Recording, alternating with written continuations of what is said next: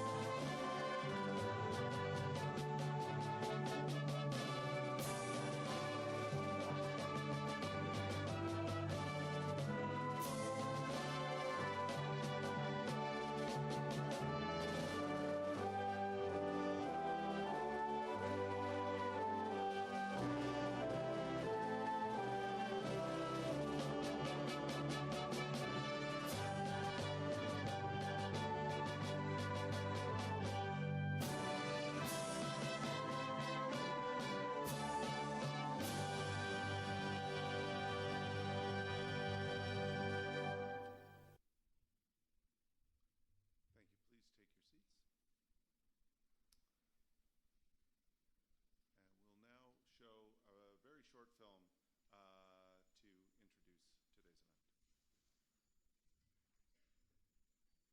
event. The UN Development Program Human Development Report for the Caribbean calls for a new notion of progress, boosting resilience in a region structurally vulnerable to climate and economic setbacks. Well-being is much more than living above or below a poverty line. And progress is much more than how much money countries make. People are the real wealth of nations. Nothing that reduces the rights of people and communities or threatens the environment can be considered progress.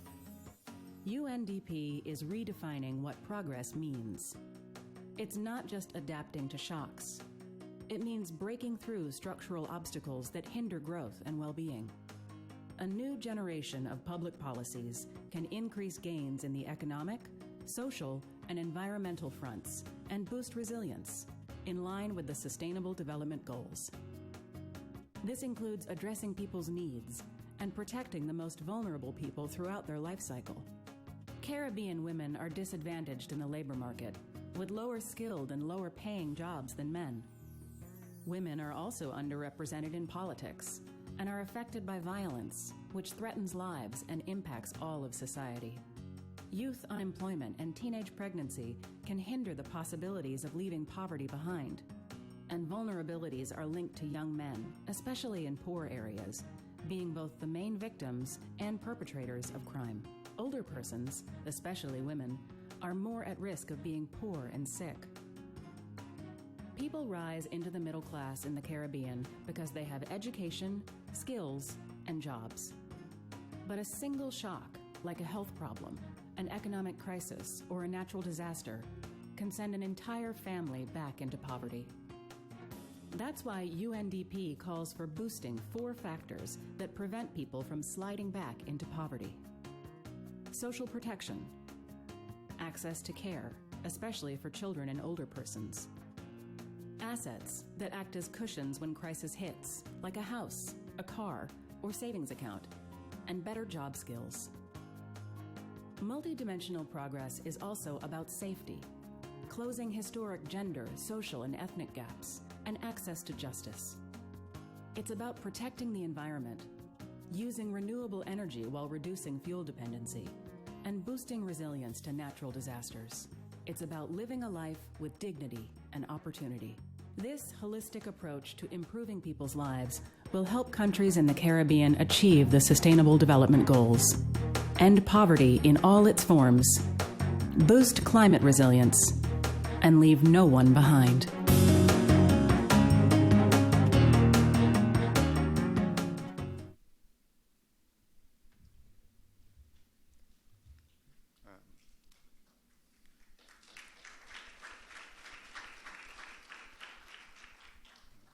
Senator, the Honorable Minister Maxine McLean, Minister of Foreign Affairs and Foreign Trade, other ministers from Barbados, Ms. Carrie-Ann Eiffel, President of the Senate, the Leader of the Opposition, Ms. Mia Motley, members of the Senate and members of the House of Assembly, ambassadors of Brazil, Cuba, the United States of America, the High Commissioner of Canada and the United Kingdom, other members of the diplomatic community, the Vice Chancellor of the University of the West Indies, Sir Hilary Beckles, the Secretary General of CARICOM, Ambassador Erwin LaRocque, the Director General of the Organization of Eastern Caribbean States, Dr. Didacus Jules, UN colleagues, other invited guests, ministers, Oliver Joseph, Minister of Economic Development and Labor from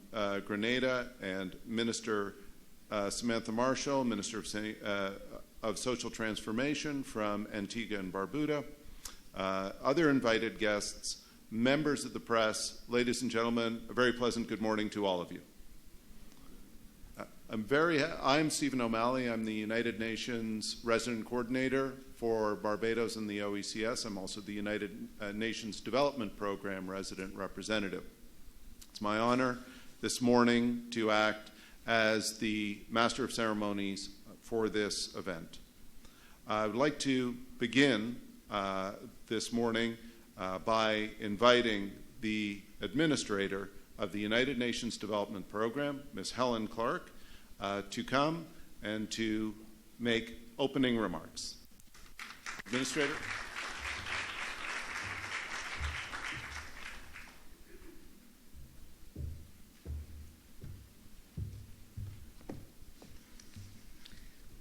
Thank you, Steve, and good morning, everybody. It is such a distinguished audience and so many people who need to be recognized. And I fear once I start, I'm going to overlook very, very important guests today. But can I especially acknowledge our host, the Minister of Foreign Affairs of Barbados, and fellow Barbadian ministers, Leader of the Opposition, Head of the Senate, members of Senate and Legislature, the visiting ministers, the heads of the regional organisations, CARICOM, OECS, Caribbean Development Bank, ambassadors and members of the diplomatic corps present, the whole UN family, the World Bank is also with us, members of the press, the head of the University of the West Indies, our panellists, contributors, welcome all to this very important Caribbean Human Development Report launch. A significant event. It doesn't happen so often. I launched the last one, which was on citizen security in Trinidad and Tobago in 2012. Also a very important report which informed a lot of programming for UNDP and others in the Caribbean. I'm very pleased to be in Barbados in the 50th year of celebrating its independence and UN member state status. And I should also say that this year marks UNDP's 50th anniversary as well. So we are as old as Barbados.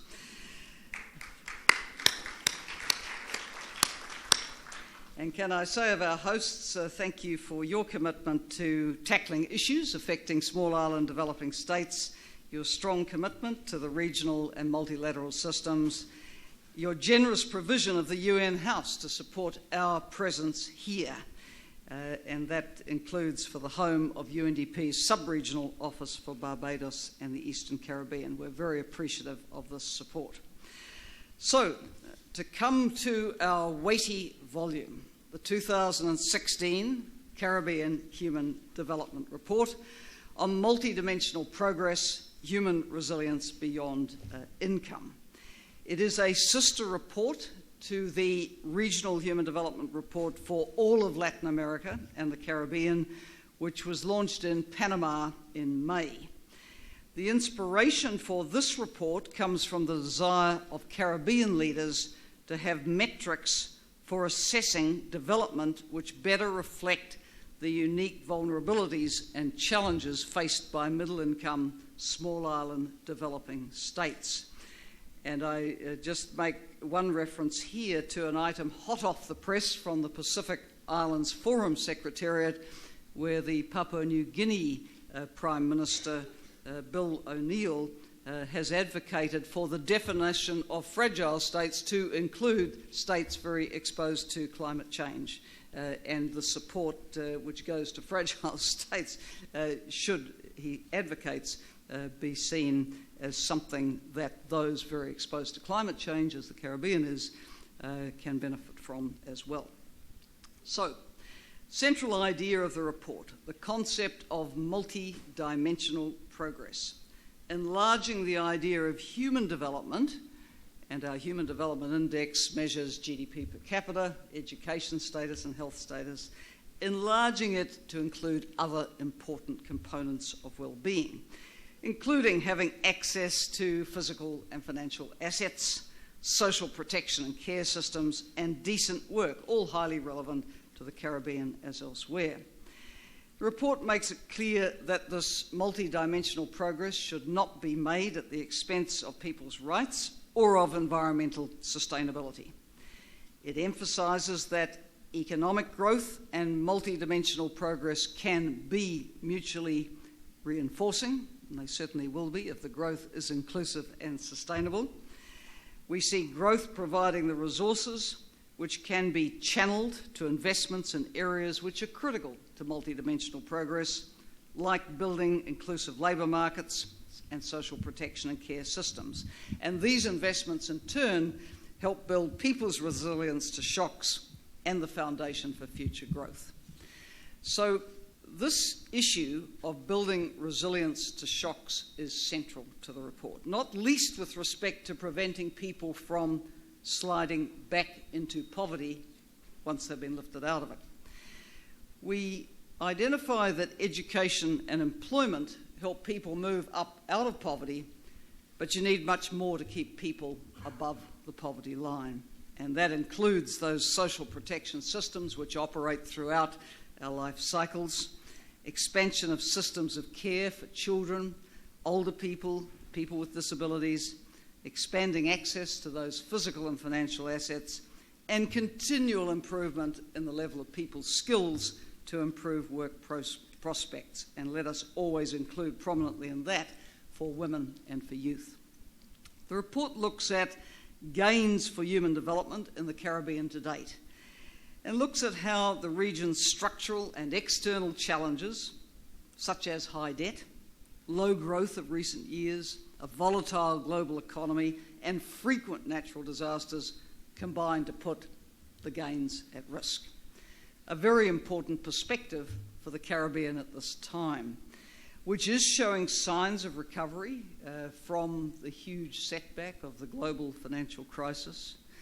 But after a decade of low growth, it will be important for Caribbean countries to implement policies which do protect the development gains, especially for women, youth, disabled people and children.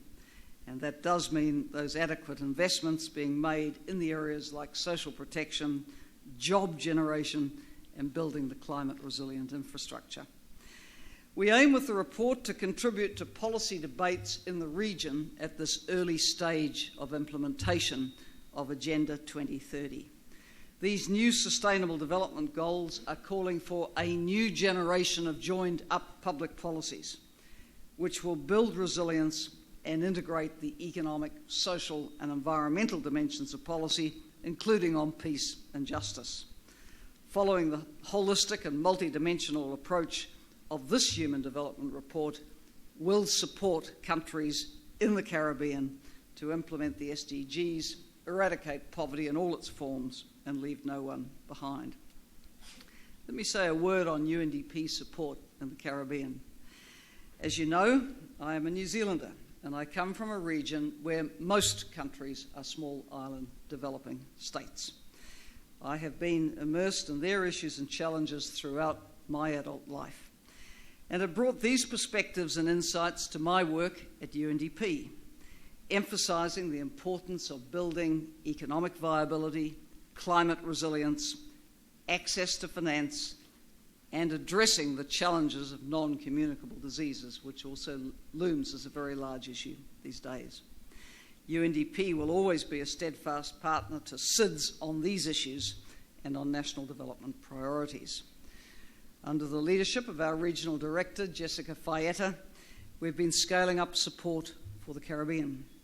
We're deploying very capable national and international staff through the network of offices across 6 hubs in the Caribbean and from the regional hub in Panama.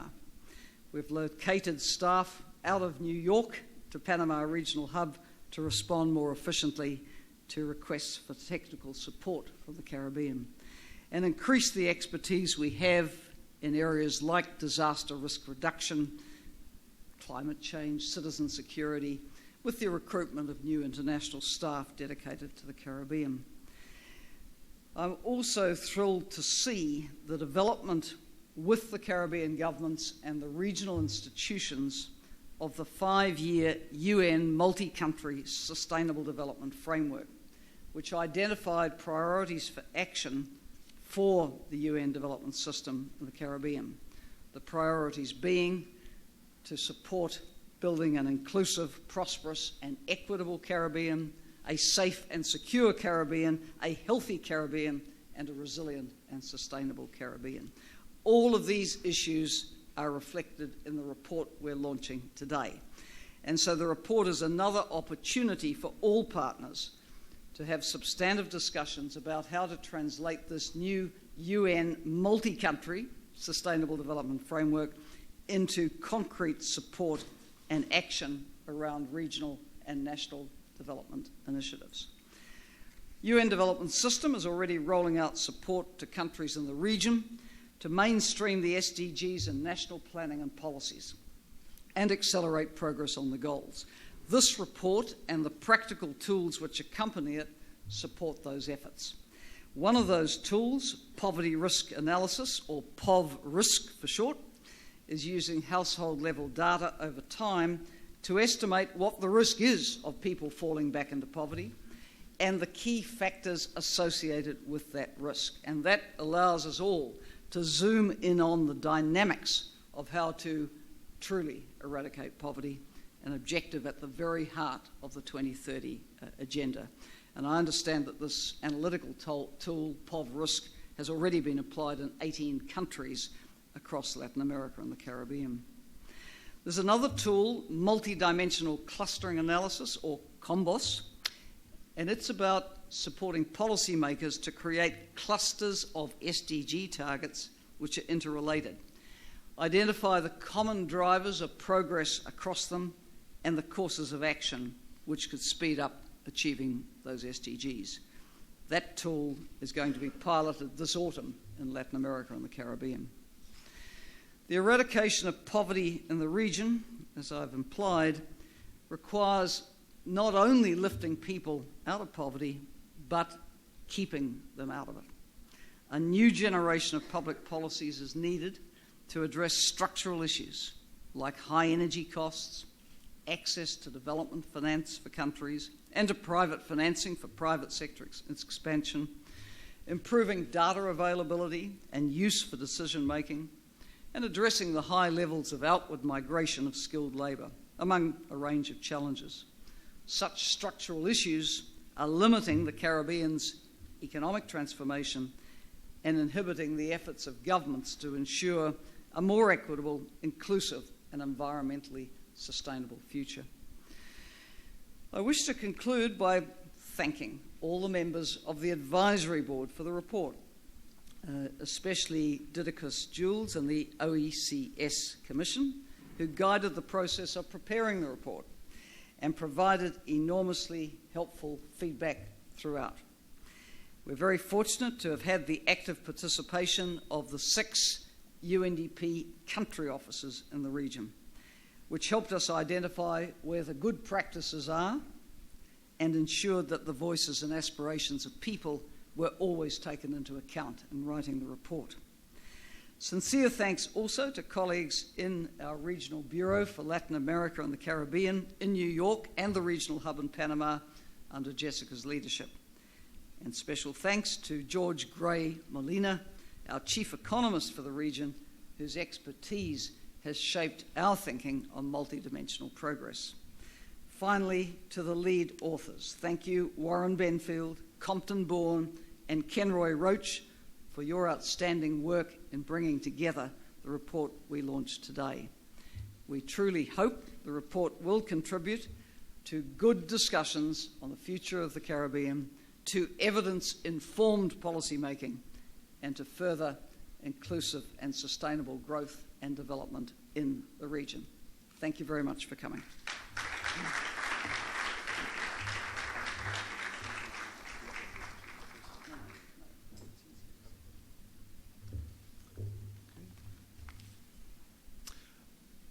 Thank you very much.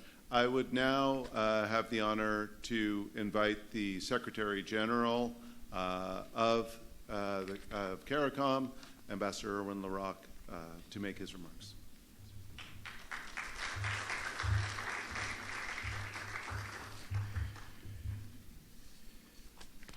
Senator the Honourable Maxine McLean, Minister of Foreign Affairs and Foreign Trade of Barbados, Ms. Helen Clark, UNDP Administrator, Members of Parliament, Leader of the Opposition, Honourable Mia Motley, Honourable Ministers from the region, our heads of our regional institutions, the Vice Chancellor, Sir Hilary Beckles, Dr. Jules, and Warren Smith of the CDB, distinguished ladies and gentlemen, members of the media. Our Caribbean community has been pursuing the path to sustainable development with the firm belief that people must be at the center of development. With that in mind, and given the subject matter, it was without hesitation that I accepted the invitation to participate in the launch of the UNDP Caribbean Human Development Report for 2016. This important document gives us insights into the impact that our development efforts are making on the lives of our peoples. Of equal importance is the widespread acknowledgement that development is about improving all aspects of life. The title of this report, Multidimensional Progress, Well-Being Beyond Income, is an apt reminder of this fact. The report emphasizes that as important as economic and financial status as indicators undoubtedly are, quality of life is also a critical determining factor in the level of development of a society. The first objective of the community, listed in the CARICOM Treaty, is improved standards of living and work. Indeed, this was reinforced in 2011 by heads of government when they agreed that the objective of the regional agenda should be focused on improving the lives of the people of the Caribbean community. In pursuing that objective, the community, among other things, devised a strategic plan for the period 2015 to 2019, which emerged from exhaustive and widespread consultations throughout the community among an extensive range of stakeholders. This plan includes building social resilience among its integrated strategic priorities. The goal of that priority is to ensure sustainable human and social development in the region with reduced levels of poverty and equitable access by vulnerable groups and significant improvement of citizen security by facilitating a safe, just, and free community. Strategic interventions emphasized by the plan include areas related to the youth, the elderly, persons with disabilities, gender, education, and health and wellness. Work has been ongoing in those areas for some time, but there's a lot more to be done. The perspectives outlined in the Human Development Report will be of value to CARICOM as we strive to achieve the desired outcomes of the strategic plan. These are strong economic growth and reduction in poverty and unemployment, improved quality of life, reduced environmental vulnerability, and an integrated community with equity for all. The themes of resilience and vulnerability are central to the report and resonate strongly with us in the Caribbean community. Of particular interest is the focus on the vulnerability of our citizens as we grapple with the significant challenges of this period. Our peculiar economic, social, and environmental vulnerabilities lie at the core of the difficulties we are experiencing as we strive to advance our development goals. The report recognizes the multidimensional nature of human vulnerability and proposes an intersectoral approach to address the issues. Building resilience to counteract vulnerabilities, the participation and meaningful involvement of the youth and other vulnerable groups, and investing in skills training are essential requirements in our pursuit of a prosperous, stable, and viable society. I would like to offer some information on what we are doing on two of the areas covered in the report, namely youth development and human resource development.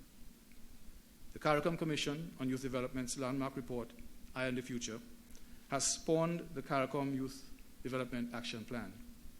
It promotes the development of secure, valued, and empowered adolescents and other youth, realizing their full potential and contributing to a sustainable Caribbean community. Significantly, our CARICOM youth ambassadors have been actively involved in the shaping of this plan and will be assisting in its implementation. Some of the recommendations are already being acted upon, particularly with regard to youth entrepreneurship, leadership training, and the engagement of at-risk youth. Given the unacceptably high rates of youth unemployment, action is being taken to address that challenge. Apart from encouraging entrepreneurship through the Creativity for Employment and Business Opportunity Program, CARICOM is seeking to prepare its youth through the continual alignment of education and training with the emerging economic, technical, and social skills and attitudes required for the 21st century labor market and society. To guide this process, we have established a Commission on Human Resource Development, which will, among other things, devise a regional education and human resource development strategy. One of its main guidelines for the adoption of a holistic approach to education in the region. That commission is undertaking a comprehensive, high-level, and empirical review, and in so doing, particular emphasis will be placed on fostering creativity, innovation, and entrepreneurship from the earliest level. Focus will also be placed on education as a means of addressing the gender gap in the labor market. A notable shortcoming identified by the authors of the report relates to the unavailability of statistics, which they point out makes evidence-based decision and policy-making extremely difficult. It is a deficiency that has been recognized by our heads of government.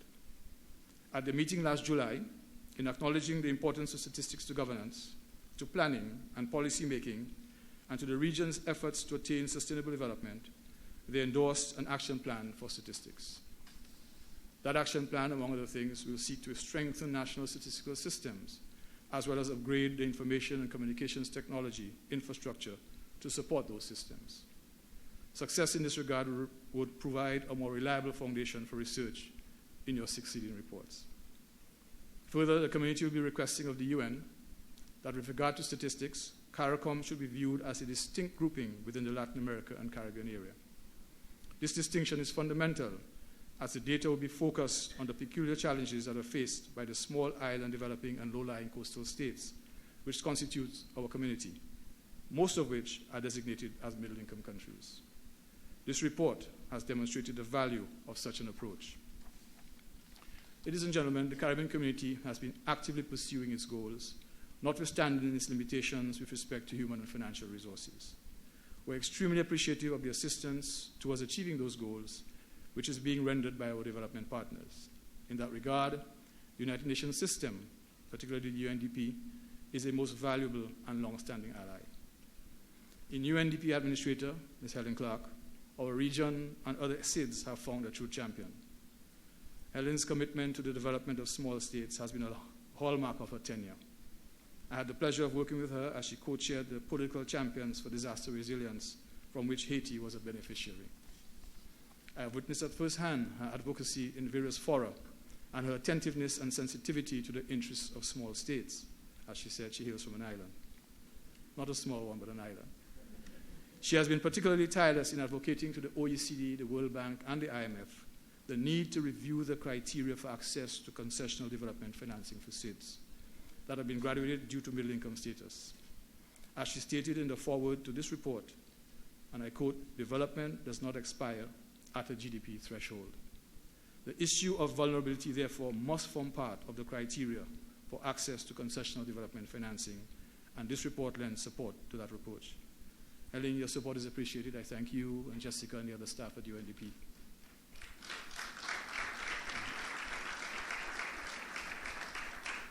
In closing, I am certain that as we get an opportunity to look even more closely at this Human Development Report, it will prove to be a valuable resource and be of benefit to our region as we pursue our development goals. It can also be a useful reference point from which we can measure our progress in achieving the Sustainable Development Goals under the 2030 Development Agenda, to which our governments are committed.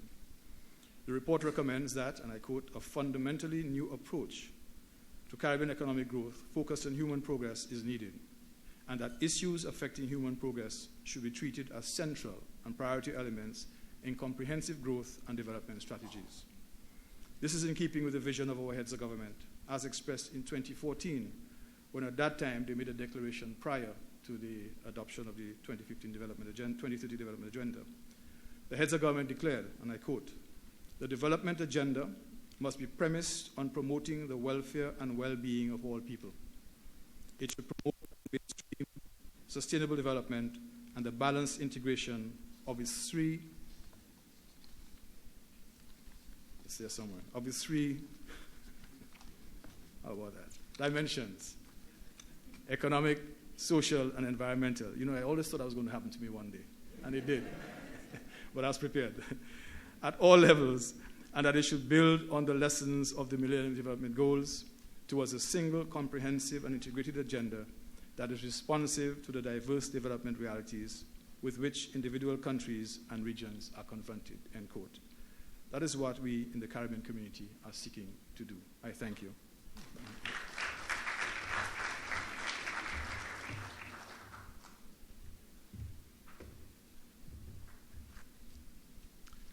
And now it's my great honor to invite to deliver the featured remarks this morning, Senator the Honorable Maxine McLean, Minister of Foreign Affairs and Foreign Trade of Barbados.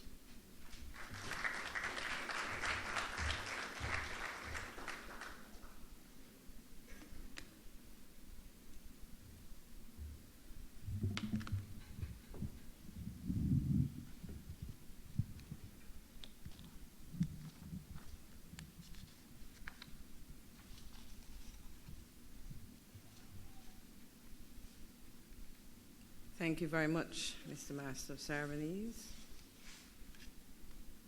Her Honor, Senator Carrie-Ann Ifill, President of the Senate of Barbados, colleague ministers of government, Leader of the Opposition, Ms. Mia Montley,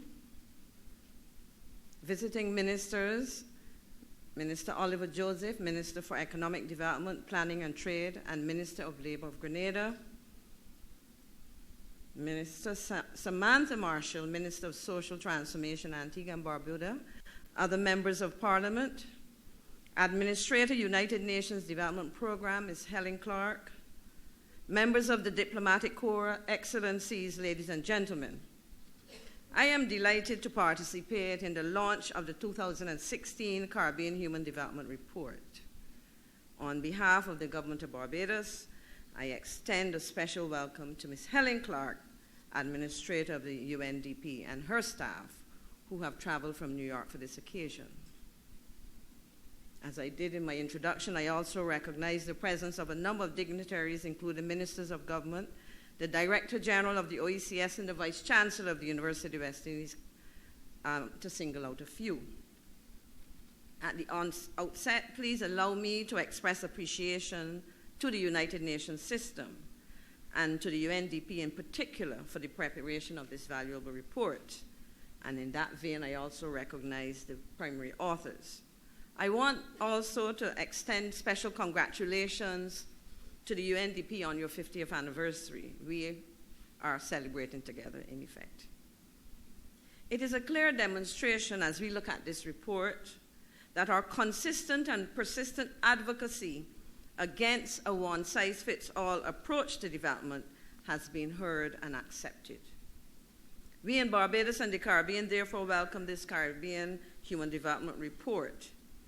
This report forms part of a larger report for the Latin American Caribbean region, but it focuses specifically on the unique situation of small island developing states and low-lying coastal states in the Caribbean.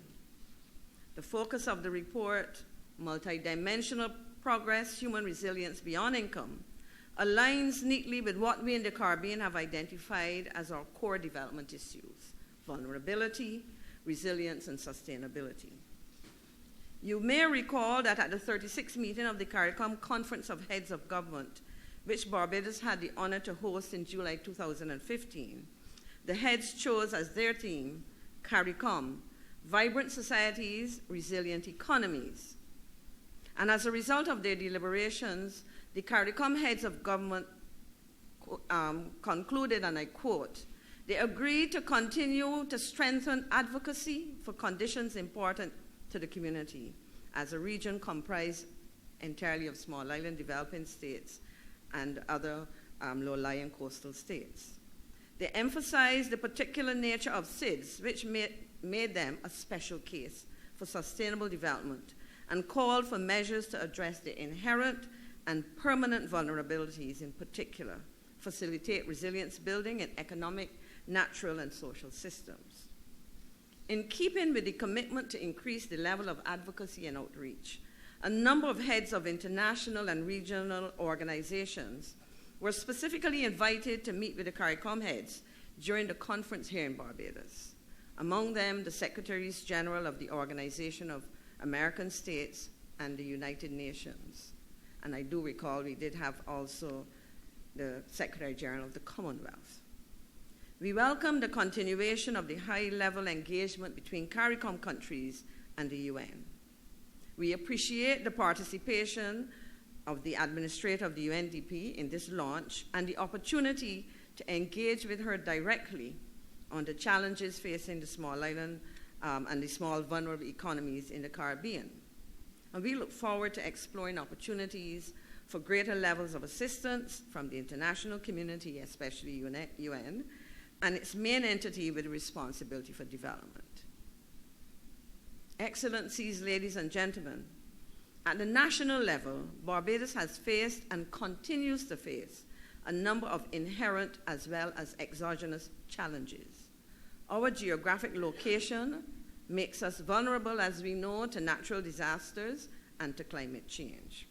Our small size limits our productive capacity, and our openness makes us vulnerable to externally imposed economic and financial practices, such as issues we are grappling now, such as correspondent banking and the issues related to international financial services. We have, however, persisted and succeeded in many ways.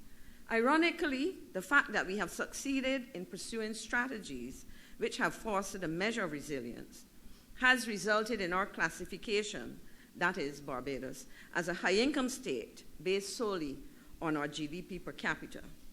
This in turn has increased our vulnerability since graduation from concessionary financing, and this of course has meant a greater debt burden with its resulting effect on the quality of human development. Notwithstanding our current challenges and inherent vulnerabilities, the government of Barbados is working to adopt more effective strategies to strengthen social, economic, and environmental resilience with the main aim of promoting sustainable growth and development. And this action is consistent with our national philosophy espoused by this government based on 4 pillars, which are aimed to create a Barbados that is socially balanced, economically viable, and environmentally sound, and characterized by good governance. Barbados remains committed to creating a resilient economy for the benefit of all our people. Earnest engagement from all sectors will be necessary if our effort to build a resilient, sustainable economy is to be realized. All of the groups represented here, governments, international and regional organizations, development institutions, the business sector, academia, the youth, and civil society, all have an important role to play in this progress and process. Despite the challenges, I maintain a positive outlook on the future prospects for Barbados and for the Caribbean sub-region as a whole. I am encouraged by the ongoing dialogue which is taking place at the highest governmental level in CARICOM, as well as at the level of academia, the private sector, and civil society. Together, we can achieve resilience in the region. Ladies and gentlemen, I look forward with anticipation to the presentation of the report, followed by stimulation coming from good interaction during the roundtable discussion. I welcome those who are visiting Barbados for the first time. I welcome back those of you who are returning. And I say thank you, ladies and gentlemen.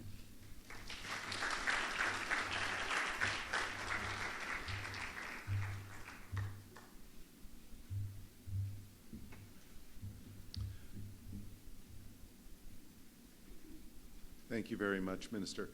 And it's now my pleasure to invite one of the lead authors of the report, Professor Compton-Bourne, eminent economist, man who has served in many different ways the region, to come up and present the main lines of the findings. Sir.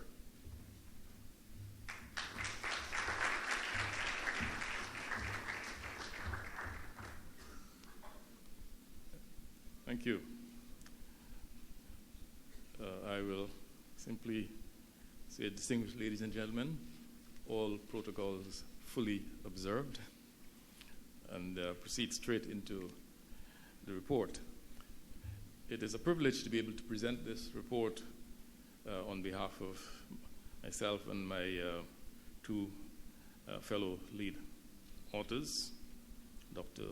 Benfield and Mr. Roach.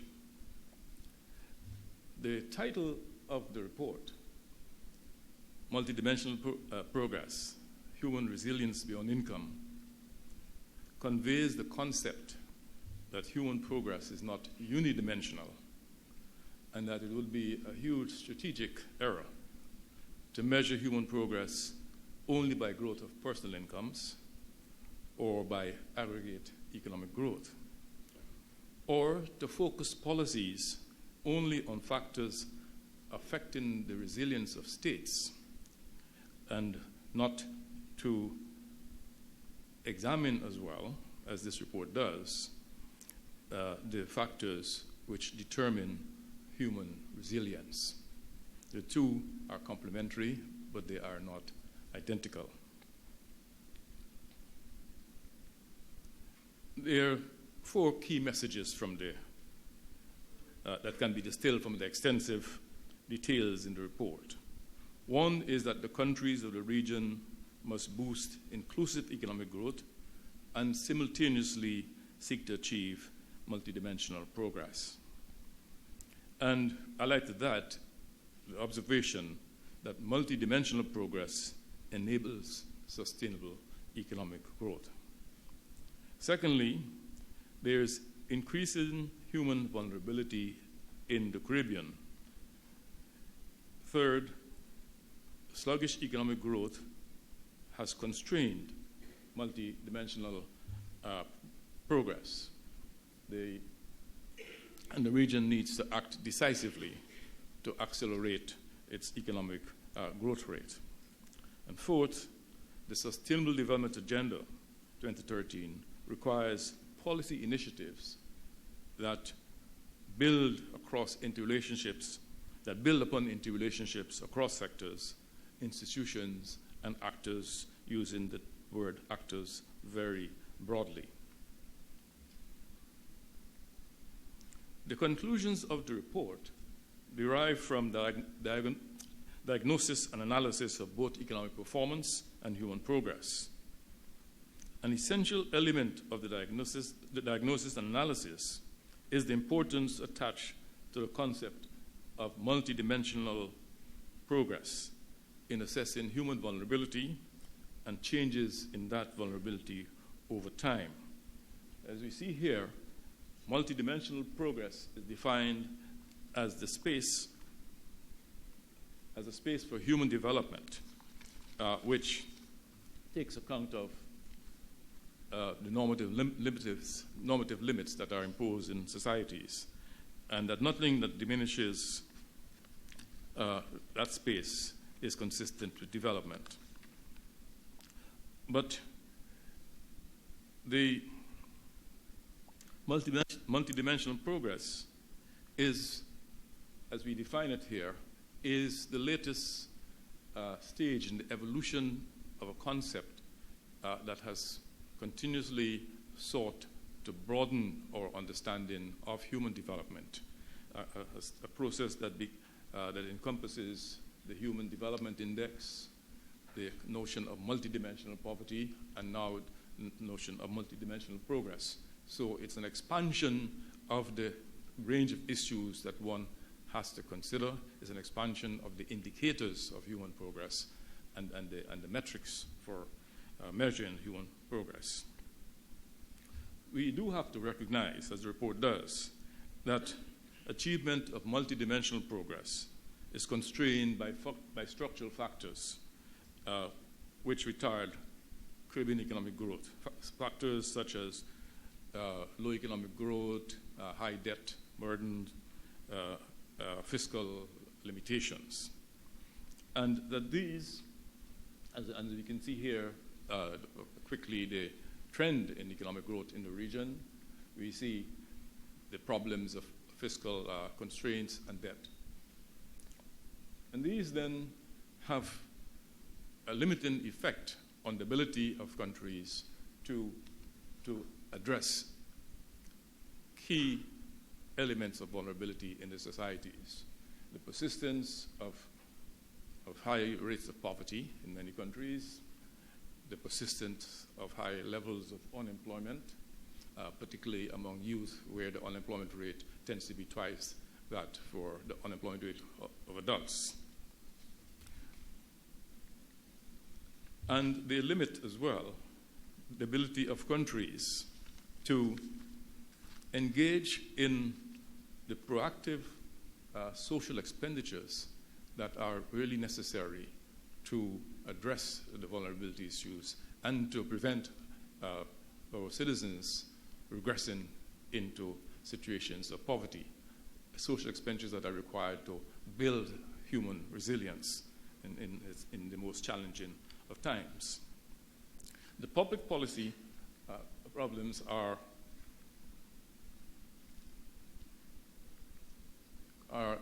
compounded by the well-known issues of natural disasters, the intensity of which has increased over time, the climate change impact on the region, and by the need to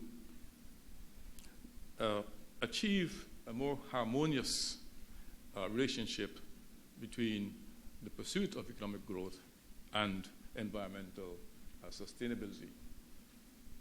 We cannot in the region pursue economic growth at the expense of environmental sustainability. They are twin objectives.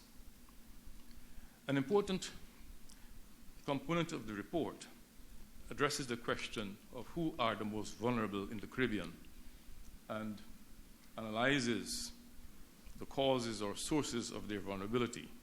6 groups are identified in the report: women, youth, elderly persons, persons with disabilities, children, and indigenous and maroon peoples. The vulnerability of women is manifested in poverty and unemployment, in violence, in low productivity, and low participation in political and social life, and are often consequences of one or more of the following factors: low labor force participation, lower level jobs and lower pay, adolescent pregnancy, family violence, age at first union, economic dependence, ineffective schooling, and political underrepresentation. For youths, the vulnerability is reflected in drug abuse, in crime, in imprisonment, and the data in the Human Development Report for 2012 provides lots of information on the extent of youth imprisonment. It's reflected in disability and death, and is related to unemployment and poverty, educational underperformance, especially of male youth, residence in violent communities and families, and a variety of risky social behaviors. But we must also note that the unemployment rates among youth, as I said earlier, are twice those among adults, and that by addressing youth unemployment, one can consistently address and simultaneously address sustainable economic growth and multidimensional progress. On the left-hand side of the slide has some information which came from a very important study by the CDB that estimates the cost of youth unemployment in terms of GDP losses, so that by addressing youth unemployment, one is at the same time addressing the question of increasing economic growth rates. The elderly people constitute another vulnerable group whose vulnerability is manifested in poverty, chronic diseases, and disability and loneliness. The sources of vulnerability among elderly persons include the low coverage and the low monetary values of many pension arrangements. The fact that there have been improvements in life expectancy which extend the life of persons and therefore creates that gap between financing of post-retirement life and the requirements of finance of post-retirement life. And there are changes as well in the structures and the organization of families. For people with disabilities, the vulnerability indicators in this report are exclusion or underperformance in our exclusion, as well as underperformance in education and labor markets. Problems too of neglect and abuse and poverty. Social and physical barriers, illnesses and accidents, inadequate institutional and family support increase the vulnerability of people of persons with disabilities. The report identifies children as a particularly vulnerable group because of the circumstances and the extent of their involvement in the labor force and in street mendicancy and in the sex trade. Because of the risk of school dropout and educational underperformance, because of drug abuse and initiation into crime and violence. Indigenous and maroon peoples, for which we have not, in fact, generated as much information through research as we ought to, and I was very pleased to hear the work that is going on at the University of the West Indies at the Cave Hill campus. I think this is very important. The indigenous and maroon peoples face problems of regularization of land titles, access to health care, and access to education. And I know some of this personally because I've made it a point to spend some time in Amerindian reservations in Guyana, so I know what it is like in those areas. The report makes the important point that the factors associated with escaping poverty are not the same as those associated with regressing into poverty. The chances of being poor are increased by factors such as no access to public water sources, overcrowded living in overcrowded dwellings, poor housing quality, larger size of households, household unemployment rate, the availability of assistance in education from friends and relatives, and by residents in non-urban areas.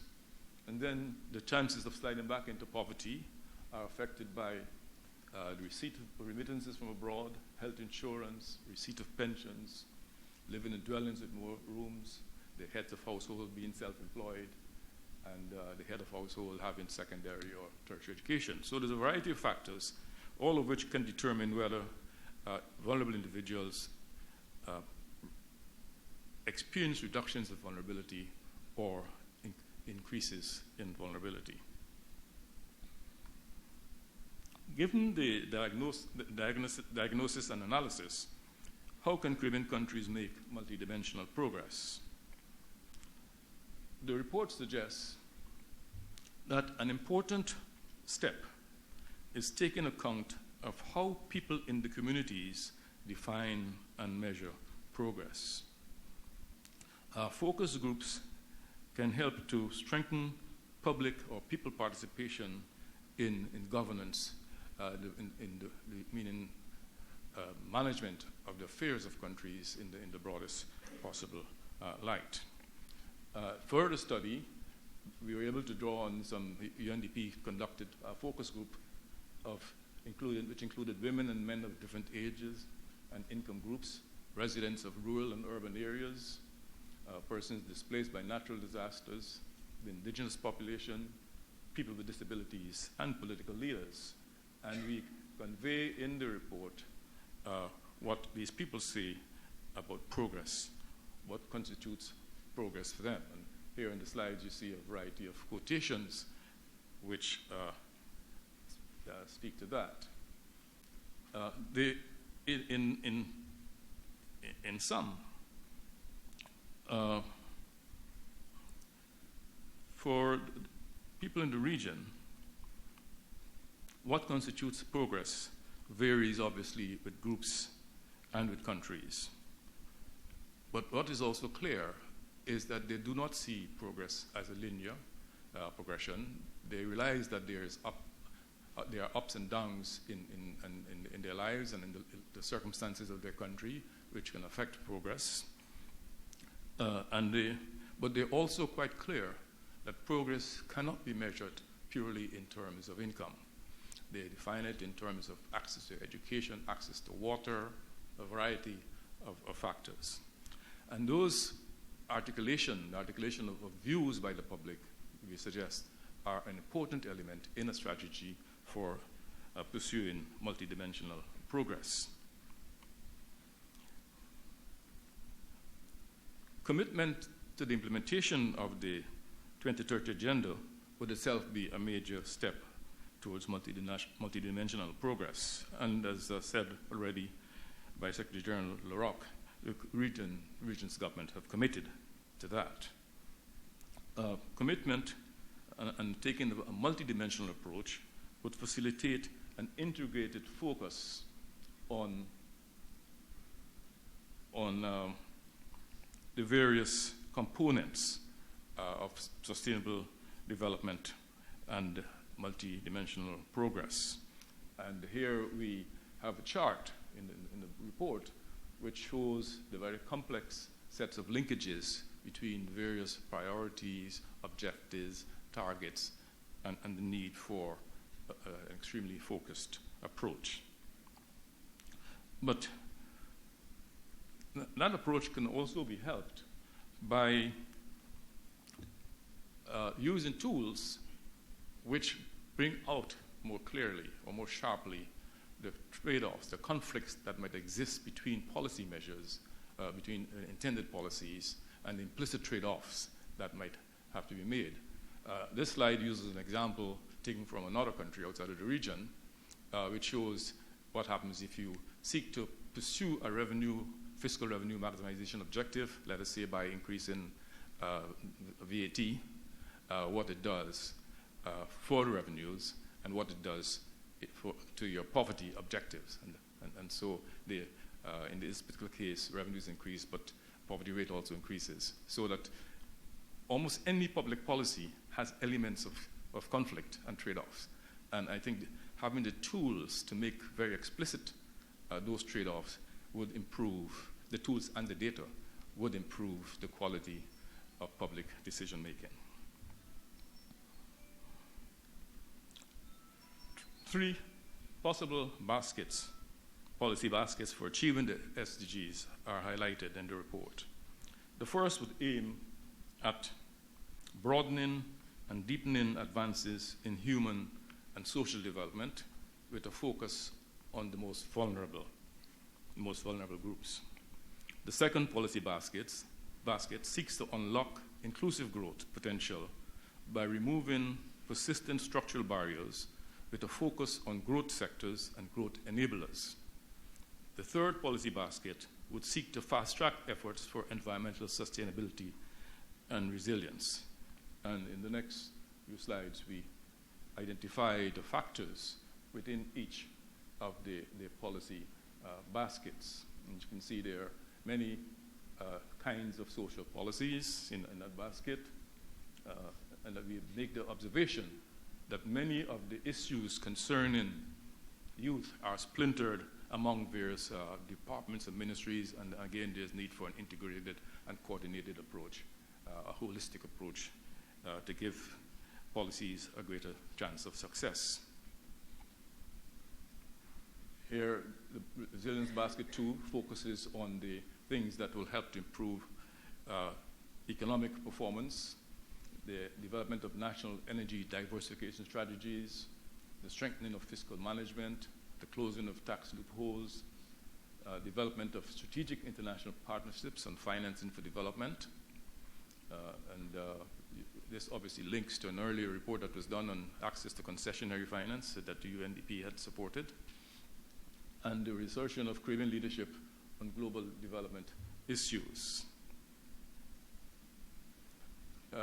The report stresses that there is a symbiotic relationship between multidimensional progress and inclusive economic growth, that economic growth is facilitated by multidimensional progress in the same way that economic growth facilitates multidimensional progress. They are complementary and mutually consistent objectives. And there is in the report a discussion of certain strategic economic sectors that might benefit from sustained attention in order to lift the economic growth trajectory of the region: tourism, cultural services, agriculture and forestry, blue economy, etc.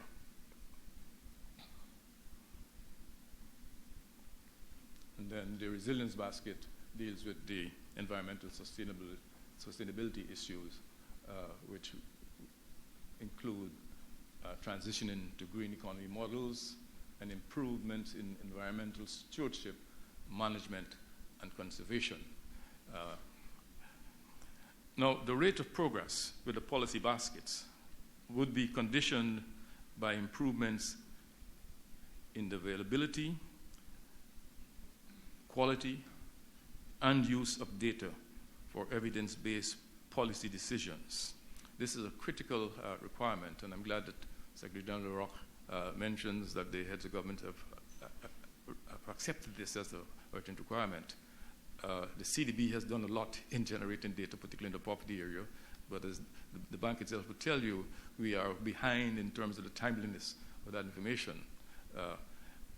The bank had also supported work in demography training, and the demographers will tell you that we're not too sure about our population size and details in many areas. So that affects social planning for start. And, so improvements in availability, quality, and use of data for evidence-based policy decisions is one of the key messages of the report.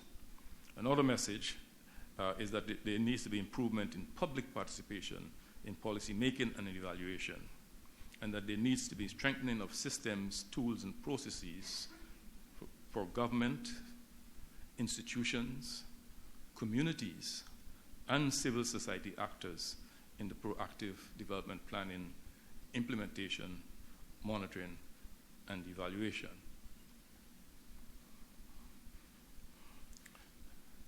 To conclude, economic growth, first of all, economic growth is an important component of human progress, but it is not fully determinant of human progress, nor adequately representative of all dimensions of human progress. And we have to bear this in mind all the time, or else we lose sight of the fact of what progress is for people.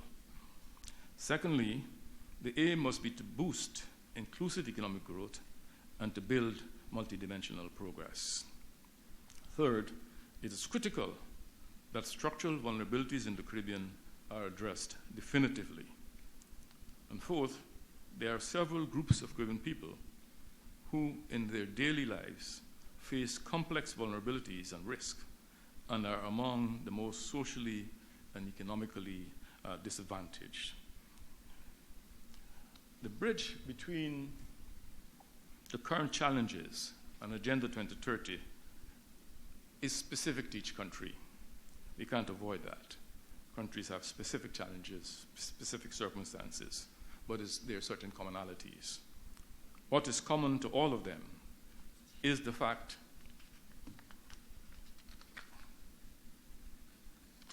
like I have a rock problem here.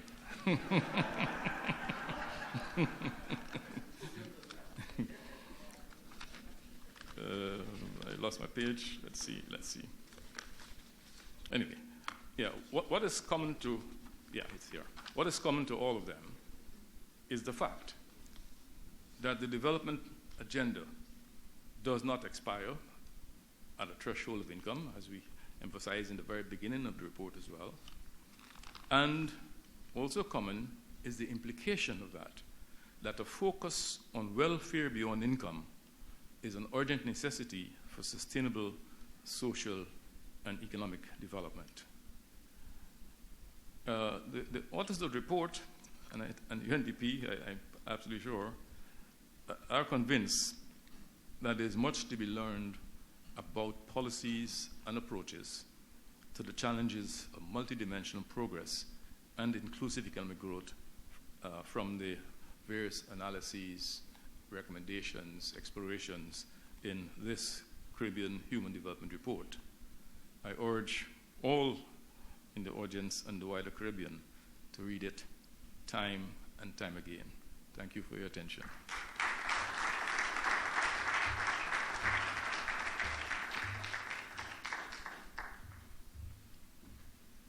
Thank you very much, Professor Bourne, for, I think, highlighting the main themes of the report and some of the very innovative pieces of work that were done. I echo your remarks. I think those of you who have already had a chance to look through the report will have a very good idea of the richness of the document. I'm also going to take note of what you had identified as the LaRock problem, but I think we can agree that we found a, perhaps better characterized as a LaRock-born solution. So I was going to describe this as a magician's act, whereas by sleight of hand the room is transformed behind me, but it's rather visible, so I'm not a very good magician in that point. What we are going to do now is set up the room for our panelists to join us on the stage. We will have the panel discussion, and then there will be opportunities for question and answer. And in that question and answer, we also are live streaming this event, so there will be opportunities for people who are following the live stream to send in their comments to us, and we will also be including those questions and answers as we move forward. So if we are almost complete,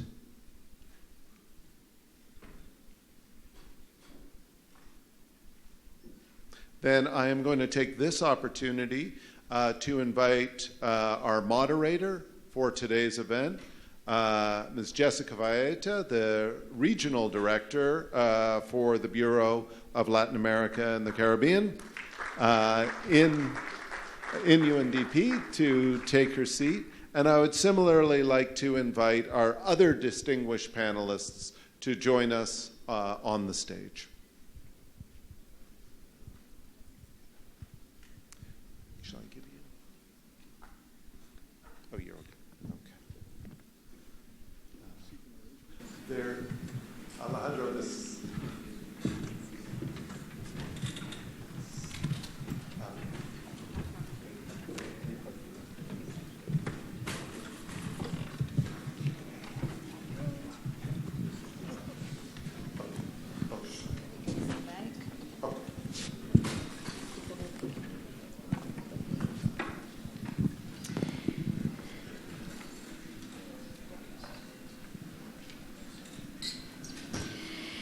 Well, good afternoon to everybody again. Good morning, and thank you again immensely for accompanying us in this launch of the report, and in particular thanks to Minister McLean, to my boss, Administrator Helen Clark, and Secretary General of CARICOM. Thank you for having come.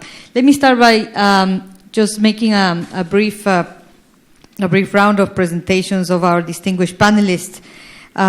We have Sir Hilary Beckles. He's the Vice Chancellor of the University of West Indies. He just traveled from Jamaica. Thank you very much for being with us.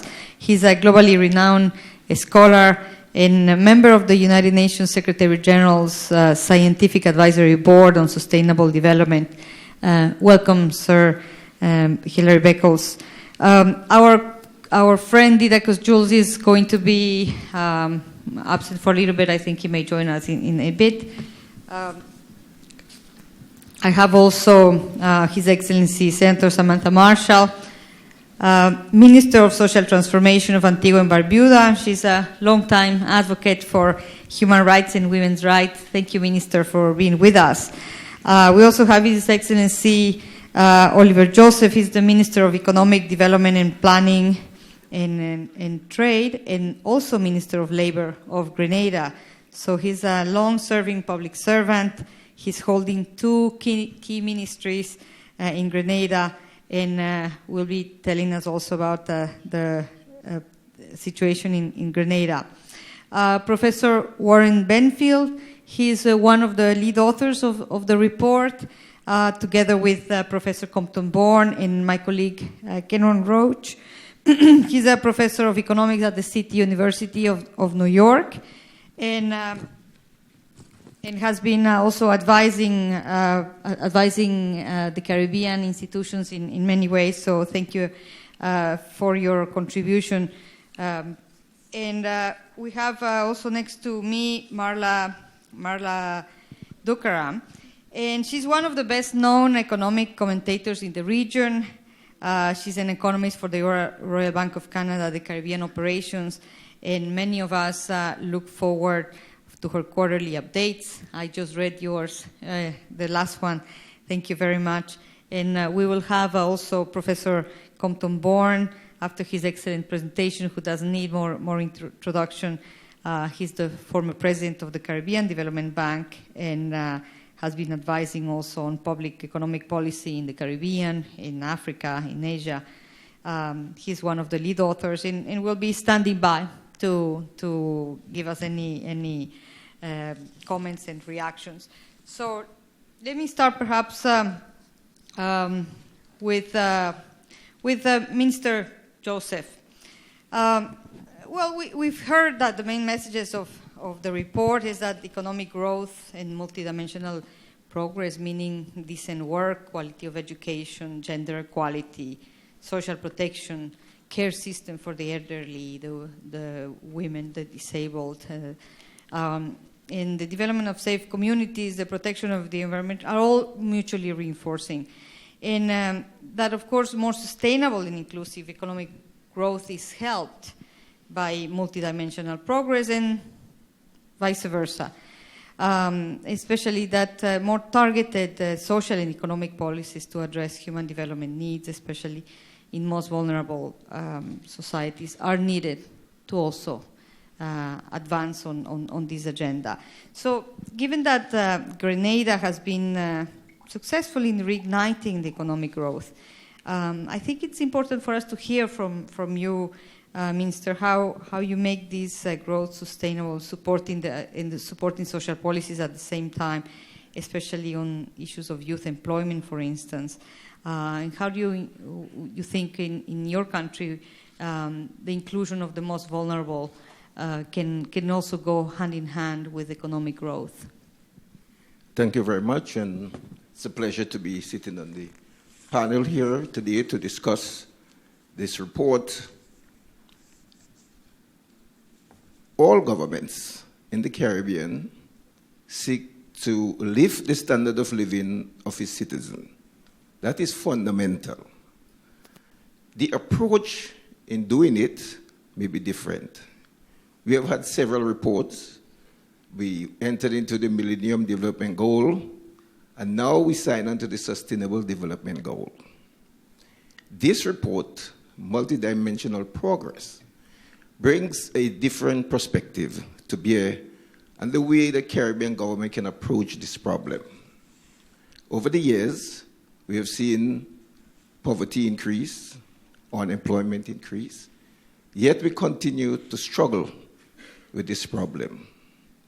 This report will form the basis for going forward in our quest to improve the standard of living of our people. In Grenada, we entered into a structural adjustment program supported by the IMF. To begin with, to get buy-in, what we did as a government was to bring all stakeholders together in what we call a Committee of the Social Partners, chaired by the Prime Minister, the labor movement, the churches, the NGO, all civil society organizations meet on a monthly basis to discuss the problem and to come up with solutions. And over the last 3.5 years, we have found this model to be very successful. In other words, they are buying from all the stakeholders. The churches, the NGOs, they all insist that any program that we entered and agreed to must protect the vulnerable. And so that was top of the agenda, protecting the vulnerable, dealing with youth unemployment. The way we handle the youth unemployment was to create training opportunities for over 3,000 young people. Train them to the level where they get certificate NVQ, National Vocational Qualification, CVQ, CARICOM Vocational Qualification, and then sought the cooperation of the private sector together with the public sector, where they were sent on various attachments to get training programs. We then pursue an aggressive policy of inviting foreign direct investment to come into Grenada to invest, to create jobs for our young people that are trained. And we have seen great interest in this sector. We saw growth over the last 3.5 years in the agriculture sector, the tourism sector, the education sector, and services in particular. The St. George's University alone contributes 20% of our GDP, with 6,000 resident students on the island. With 6,000 students there, the multiplier effect, the economic success that we have had with students living there, professors and others in Grenada, shopping, renting cars, renting apartments, have been tremendous. And we have continued to pursue that policy of inviting businesses to establish in Grenada. And we have come up with a new incentive scheme to attract investment. Because we are determined to reduce youth unemployment. It is down, the unemployment in the country is now at 29%. That is still a high figure. But it came down from 40% to 29%. And we are pursuing policies of inclusion in order to get this economy back on stream. We have experienced growth averaging 3.5% every year for the last 3 years. People have confidence in the government, and so where there is confidence, you will see increased economic activity. The banks are very liquid, yet it is difficult for small business people to get loan, even with a high liquidity. And the government set up a small business loan scheme to give loans to young people and other people interested in establishing business. We started this loan with $1 million, and now it is at $3 million EC dollars, so that it can be easy access to finance. Because of this scheme, 650 people have started their new businesses, thinking about a population size of 100,000. It's a very small population size. Over the last 3 years, 650 people were able to start businesses, and our target is that by the end of 2017, we can have 1,000 people on their own going into various sectors. And that is how we are stimulating growth, reducing unemployment, and seeing economic growth and development. Thank you very much, Minister. This is always illustrative to hear, especially from countries that have managed to do this with many constraints. I will come to you, Mr. Marshall, but let me perhaps pass to Marla. When we have also talked about the vulnerability of Caribbean economies, especially when it comes to constrained, when it comes to resources. So I read your recent quarterly report, and you refer a lot to that, about the economies and the size of the economies, the constraints about that. Can you elaborate a little bit on that, how we can talk about expanding fiscal spaces, or how can we we count on more resources from within the economy to advance also a social and environmental agenda? Thanks. Thanks for the opportunity to participate in the panel. With respect to the fiscal issue, I was pleased to see in the report that better fiscal management is identified as one of the key policy objectives in order to achieve progress, multidimensional human development. And I want to develop that idea a little bit. If you look at, and Professor Bourne highlighted it, you see a relationship where raising more revenue has actually, fiscal revenue that is, has actually been associated with an increase in poverty, multidimensional poverty in the region. And I want to suggest that no social development strategy, no poverty reduction strategy can be successful if the government's balance sheets are not healthy and if the governments themselves are not in a sustainable position in terms of their fiscal management. And so I wanted to suggest that if we have fiscal rules implemented, as Grenada has done recently under the IMF program and also Jamaica, that this would be key to improving fiscal sustainability, reducing vulnerability, as Professor Bourne had just highlighted, and also building resilience via building buffers. And research has shown that countries with fiscal rules tend to have lower debt, tend to have more sustainable fiscal outcomes, and there is also that link to the development and the ability to finance development. The other thing I want to add is the importance of a private sector-led growth strategy, and thank you, Minister, for highlighting the importance of the private sector as part of your policy toolkit in addressing the problems in Grenada. And I think having a heavier reliance on private sector to promote growth as opposed to the government to promote growth is important, because we are taught that government spending, higher government spending, grows the economy, but it actually does not, because you have this problem of high fiscal leakage. 2006 United Nations Environment Program found that fiscal leakage in this region is roughly on average 80%, and in some countries as high as 90%. That means 80 to 90% of every fiscal dollar spent leaks in the form of imports and supports somebody else's economy, not yours. So it means that we cannot rely solely on fiscal spending to promote growth. We need to rely more on a private sector-led growth strategy.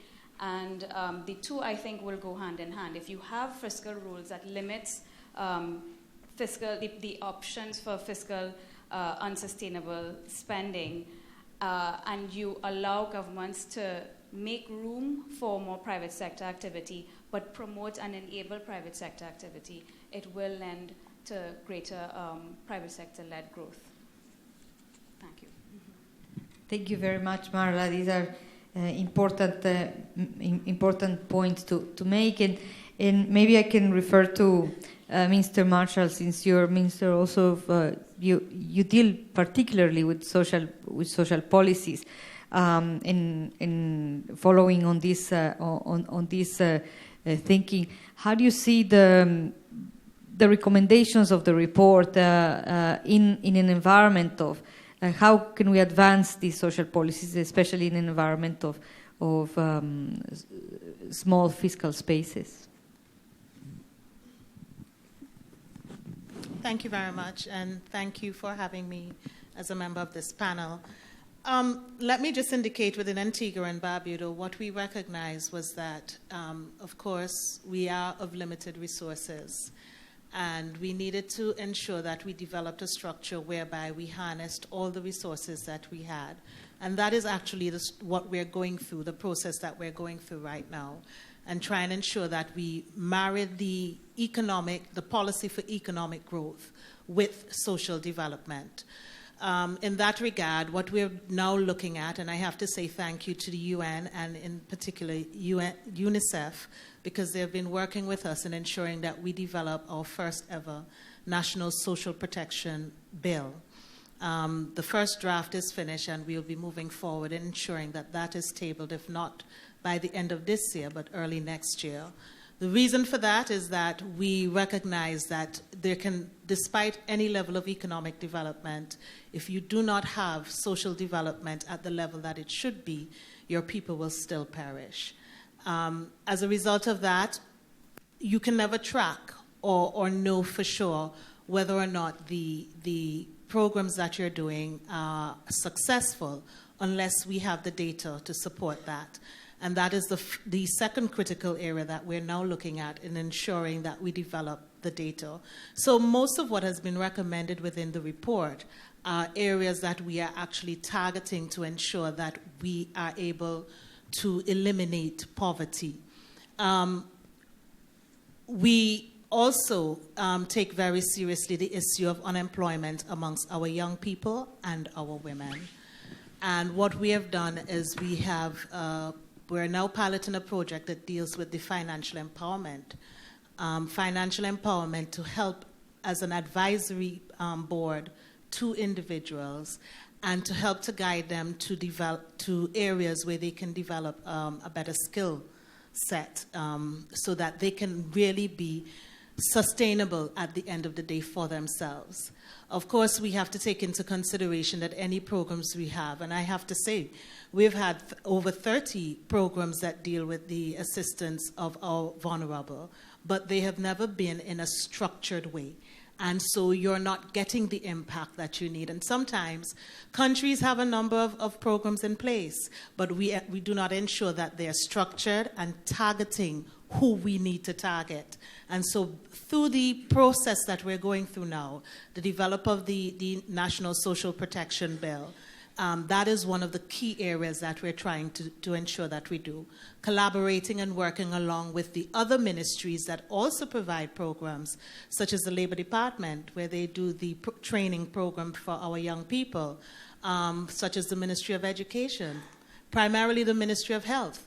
And one of the things that we're doing under the National Social Protection Bill is that we're asking for universal health care. So no matter who you are, what your challenges are in life, whatever health care you require, the government of Antigua and Barbuda will ensure that you have it. So we are truly looking at organizing the structure, and of course, we have to pay close attention to our fiscal spending and ensure that we target and identify the right areas. As part of the bill, one of the proposals is that we develop a fund where our private partners will be able to make contributions towards the fund for development, because no matter the level of development investors bring, unless they're assured that the social development is at that level, their business will never be sustainable for that long. So we want to ensure that that is a part of it. And so these are the areas that we're really looking at.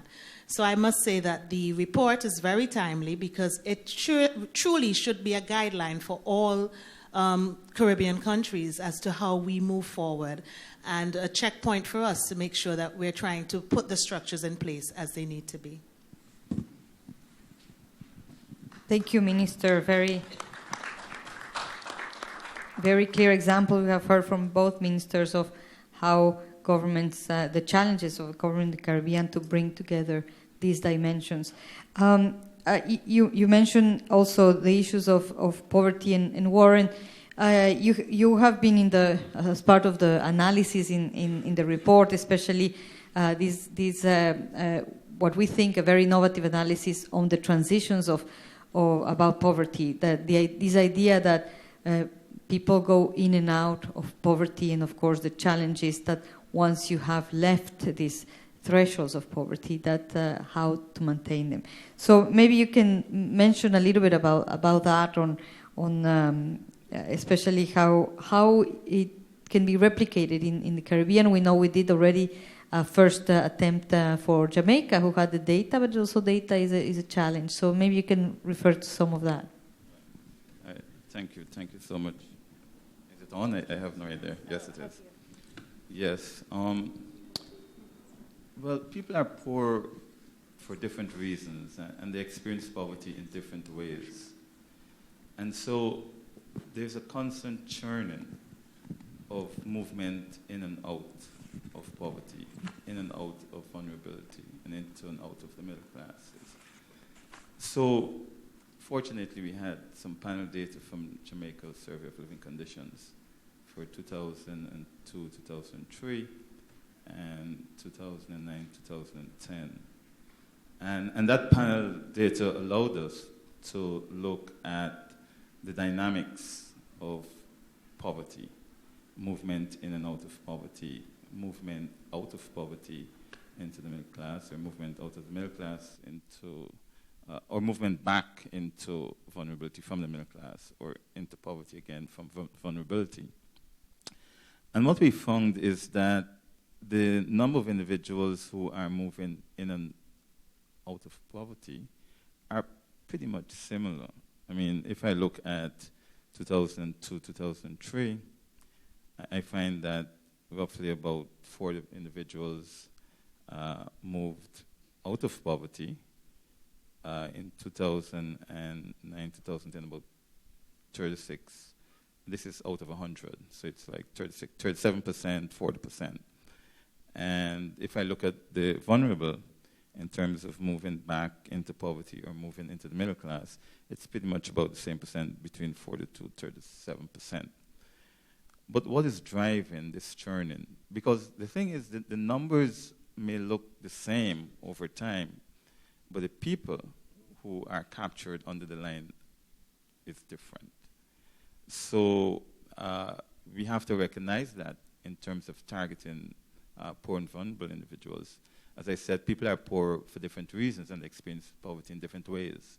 So it doesn't mean that because you have, let's say, 20% of households being poor in one period and then, let's say, 25 or even 20% again, it doesn't mean we're talking about the exact same households. And there are a number of factors that influence people to move into poverty. And the demographic variables are very important.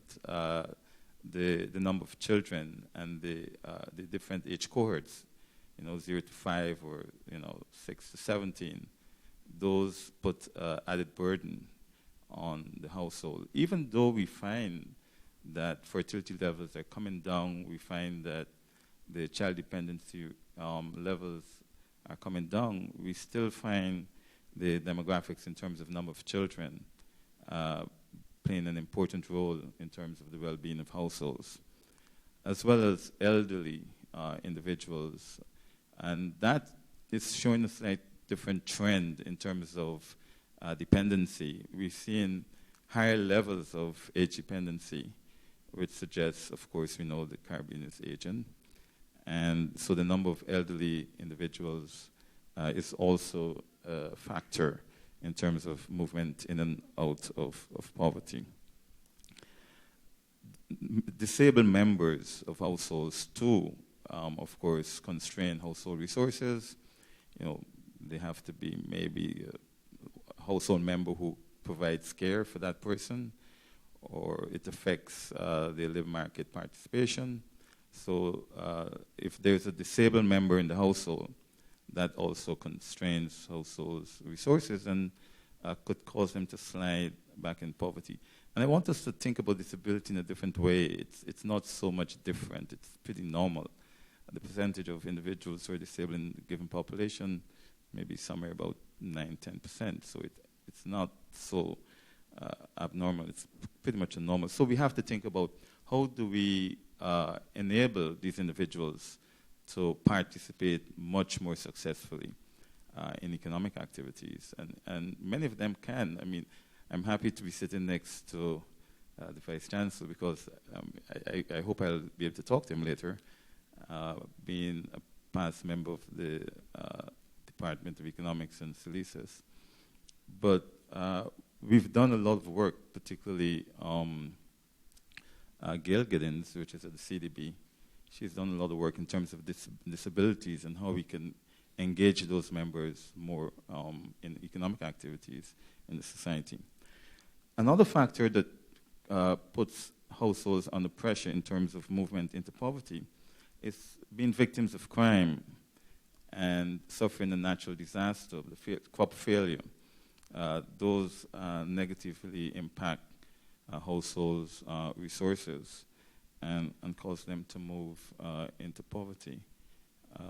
And I'm happy to hear the Minister mention the importance of structured targeting and the issue of social protection, which was borne out in Professor Compton-Bourne's presentation in the report, because I think that the approach to targeting that we've been using so far is one of providing various types of facilities and resources to households, but not in a structured way.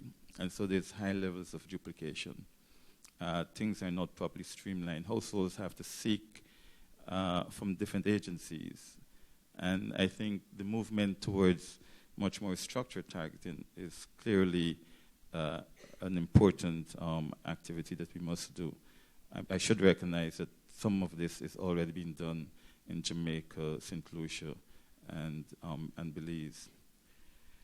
In terms of movement out of poverty and moving into the middle classes, what we found is that residing in urban regions clearly gives a household an added advantage in terms of moving out of poverty. And of course, we know the related factors in terms of services, access to resources, etc., education, that type of thing.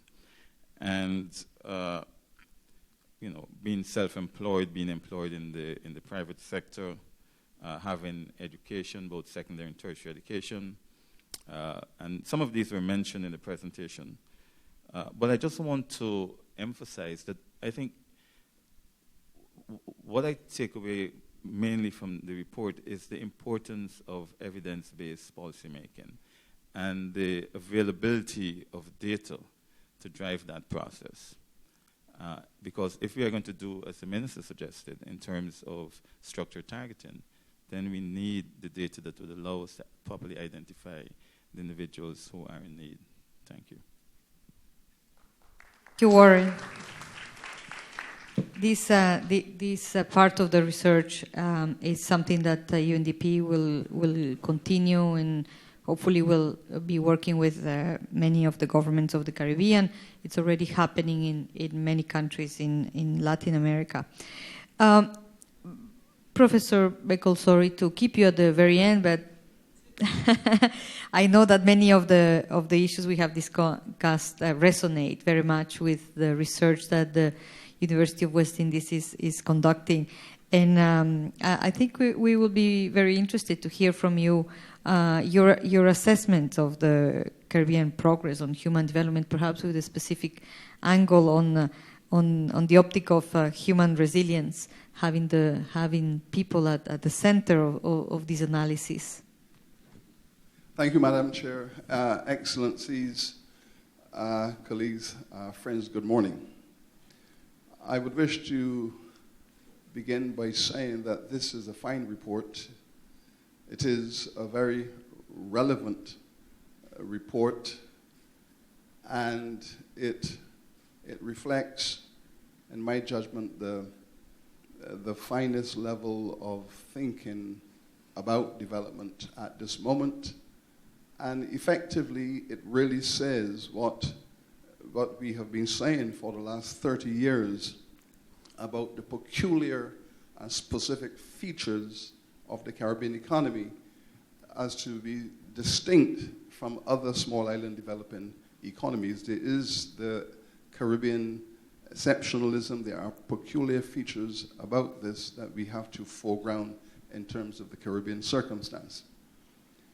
But the way in which, in academia, we show respect to our colleagues is to offer a critical reflection. And, of course, I'm sure most of you are aware that Professor Bourne has been a mentor of mine. He's a very personal, close friend and confidant. And the way in which I respect him is to be critical of things that he presents to us. And this is how we... My discipline is economic history, a discipline born out of a tradition that says the historians very rarely understand the contemporary reality. And the economists have persistently refused to historicize reality. And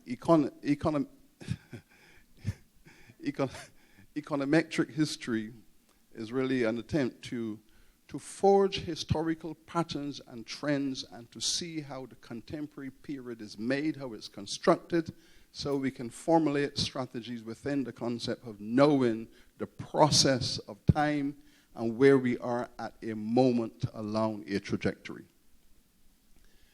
The challenge with this report, to my reading, is that it does not historicize as aggressively as I would like the issues we are treating to address. Issues such as the structures of Caribbean economies.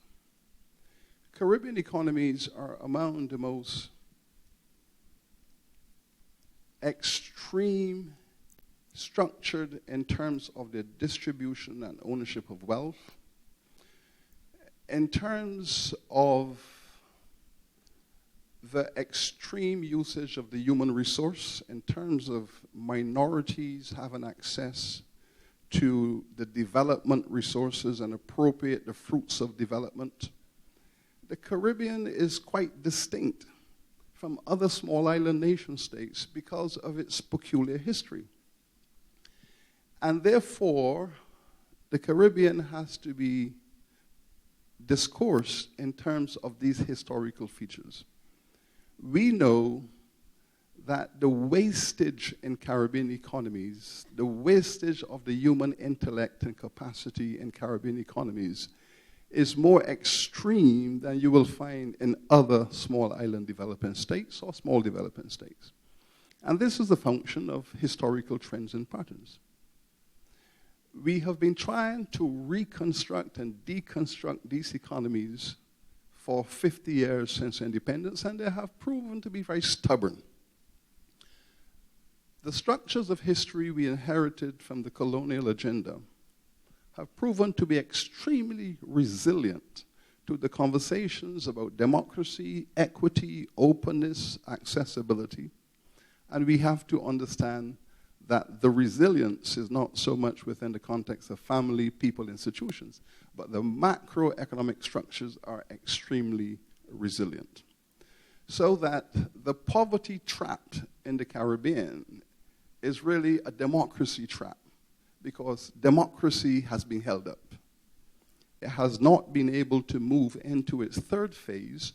And let us assume that the first phase of our democracy was to remove the structures of slavery and indenture and create human equality. We've removed that first phase. The second phase was to establish citizenship, democracy, the equality of men and women and of all citizens within the context of nation states. And we have done that, we've achieved that. But democratizing our economies to achieve these goals, to liberate the potential of citizens, to have access to economic life, to be an equal participant in the economy, to build wealth, and to be a citizen at the level of engagement, we are having tremendous difficulty with this process in terms of where we are. And therein lies the fact that the poverty trap is really a democracy trap. That democracy has been held up. It is not moving into this final stage of the democratization of access to wealth, economic engagement, economic institutions, economic life, and the majority of our citizens are excluded from the economy as effective participants. This is the problem. It is as much an economic problem as it is a political problem. But the resilience of those historic structures have had multiple implications. One is that traditional elites constrain the politics of democracy, so that the political narrative of development is constrained by the structures of economic control of minorities. So that to speak about engagement, about economic democracy, and so on, is to confront the political narrative. The second issue is that economic policy to remove poverty, to achieve economic growth, to achieve economic development, the tools that are available are the tools that are used to empower elites. So the toolkit of economic strategies to foster economic development are those that are designed and used to empower elites to perpetuate further inequality and further exclusion. And therein lies another issue. For example, let us take the fact that we know that the way out of poverty in the Caribbean historically has been through the process of professional development, higher education. This has been the trajectory out of poverty for all of us, most of us, because the ownership of wealth is so skewed into an elite that for the vast majority of citizens, it's professional development, it's education, it's higher education, and so on. Even entrepreneurship requires higher education because that's the process through which you acquire skills to function. Throughout the Caribbean, we know one thing. The Caribbean has the lowest enrollment in higher education in this entire hemisphere. So you take the hemisphere from Alaska to Argentina, and the Caribbean has the lowest enrollment in higher education. And if you take the UNESCO relevant cohort, 18 to 30, the English-speaking Caribbean has the lowest enrollment in the Caribbean and in the hemisphere. So we in the English-speaking Caribbean are at the bottom of the enrollment. But economic policy, and this is what Compton in the report refers to as the trade-offs. The policymakers are making trade-offs. You have to make trade-offs with scarce resources. But the trade-off leads to a social question: who are to be traded off? Not what. Who are to be traded off? So throughout the region, higher education is being cut. Access to higher education is being reduced because the trade-off to balance the fiscal deficits and what have you, you trade off the poor. The poor and the vulnerable are the ones who are traded off, so it's not just the mechanism of trading off, it's who is to be traded off in order to achieve the stability which is being pursued. These are important issues, but in respect of this chronically low enrollment in higher education, it is not just an empty statistic in and of itself. It is that every model of economic development that I have looked at, anywhere in the world, left, right, or center, what they all indicate, have in common, is that the potential of an economy and a people for economic development is an expression of the number of its citizens who have participated in, benefited from professional training in higher education. And therefore, if you are at the bottom of the pile, therefore your potential for development is constrained. But the one thing that is constraining you is the thing that you are cutting, which leads to a contradictory process within thinking about poverty, inequality, and economic development. I believe we have to historicize these matters. I believe we have to say, well, we have done well despite these historical structures. And if you consider, Madam Chair, and this is my final point, if you consider that just 50 years ago, when most of these countries in this region became independent, Jamaica, our largest economy, population within the English-speaking cohort. Jamaica entered its independence in 1962 with 80% illiteracy. A legacy of history, 80% illiteracy. Jamaica was then told, go and develop. I know of no model of economic development that can suggest you can achieve sustainable development with 80% illiteracy. But this fiscal trap of which we speak has to do with the fact that these islands inherited a tremendous burden, an enormous mess. And what we have been trying to do in this region for the last 50 years is to clean up this mess. We haven't even reached the stage of considering development. We are still cleaning up the mess that we've inherited.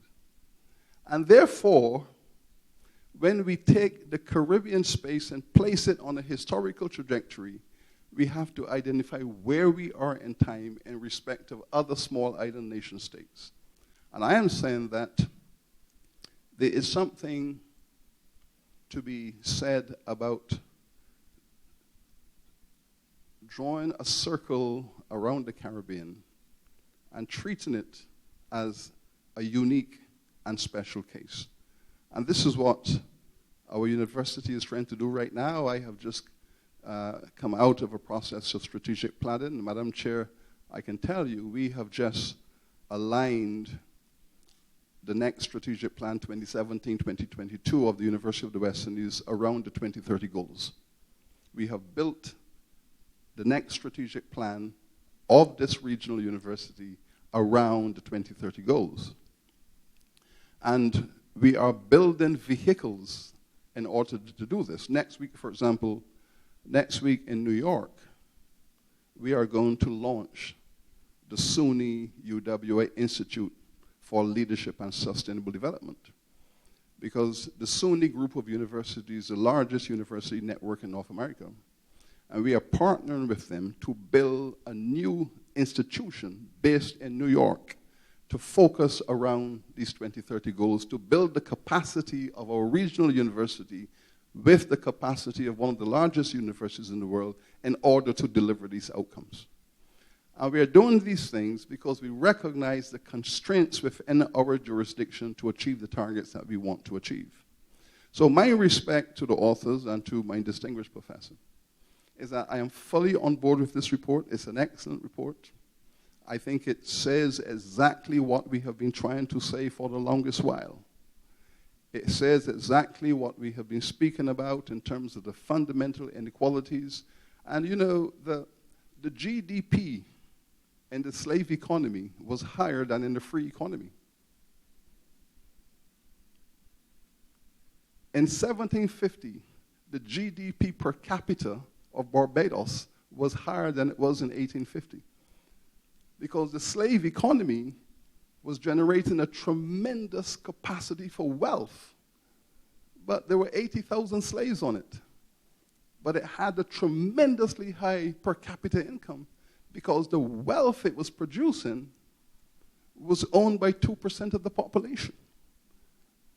So you move through a history where your GDP per capita was higher 200 years ago than it is today because of how we understand per capita income to be calculated. So these issues that economic growth, distributing the benefits to minorities at the expense of majorities, these are endemic to our history. It has always been like that. So in a sense, therefore, Professor, history has caught up with you. And I'm glad that the report is written this way because history has finally brought you to the table. Thank you.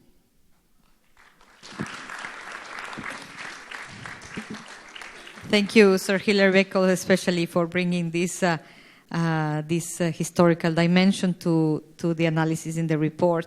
At this point, we are going to open the floor for questions from the audience, including from the media, and I'd like to invite Helen Clark and Mr. McLean to come up. I don't know if Secretary General can stay or... No, you stay. So I'm sure that the...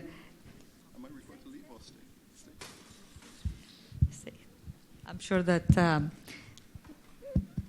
come here.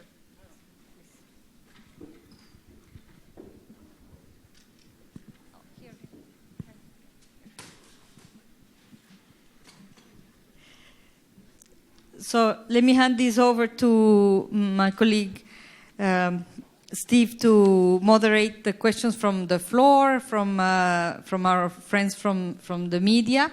And please briefly introduce yourselves.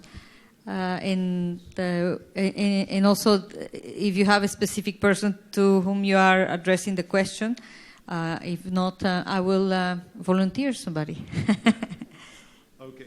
Thank you very much, Jessica, and thanks also to the panelists for a really fantastic set of diverse observations. What we're going to do for the question and answer is very simply take groups of 3 questions, and then, as Jessica said, she will help to steer those a little bit, and then we'll also take a couple of questions from that we have from social media as well. So as Jessica said, please just simply introduce yourself, your organization as well, and your question or statement, please, as brief as possible so we can include as many people as possible. So with that as a prelude, I see 4 hands. So I'm going to start with my good friend, Professor Prasad in the back. I see, yeah. Good morning. Avinash Prasad, Professor of Economics. Let me begin by congratulating the authors of the report. It's a fascinating, comprehensive report.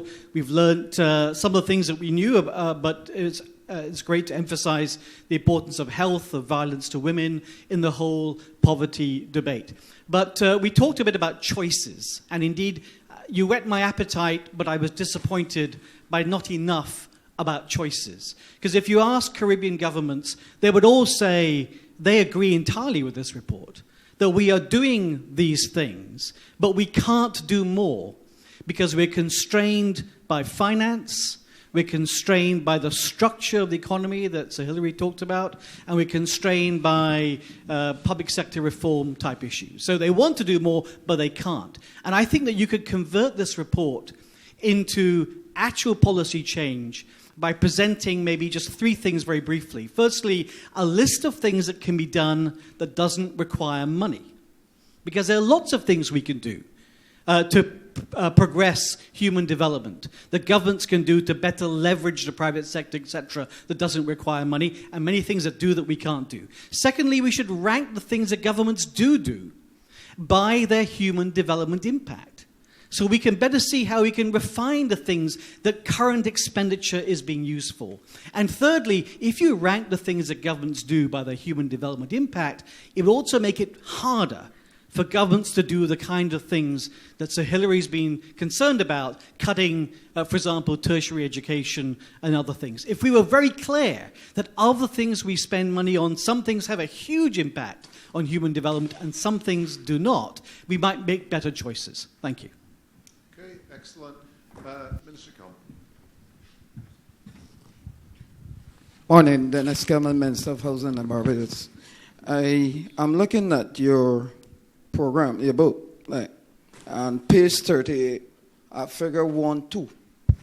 And I want you to explain to me, how can a country like Barbados, when you look at this figure, continue to run a government without recognizing that after 50 years of free secondary education and independence, that we can still have a figure like this? And do you see any problem in us recognizing that we have spent 50 years educating our people and also 50 years developing our people? Can we continue to have this type of report for Barbados, especially in a time when there's a world crisis? Thank you. Okay. And then our colleague from the media on the end. All right, unlike everybody else, I'll be brief. My name is Ian Bourne. I'm from BajanReporter.com. I'm also the editor for CETA Radio 90.1. I noticed in the presentation from Dr. Bourne that at one stage he was saying that to have less poverty is to have a dwelling with more rooms in it, and yet at the same time to increase poverty is to have a large home. That's, to me, seems rather contradictory.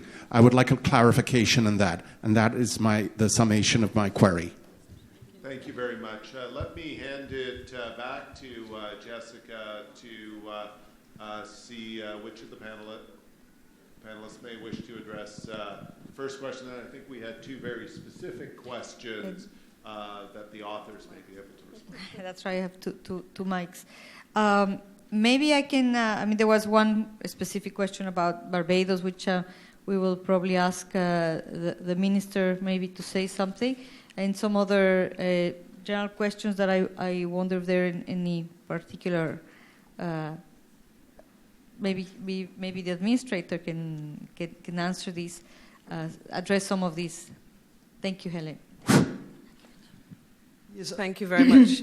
I wanted to comment on the first question because I agree with you. You need to reduce this to some clear, prioritised action points. This report and the recommendations and the 3 baskets for building resilience, it's like a manifesto, and they're all things every country would love to do.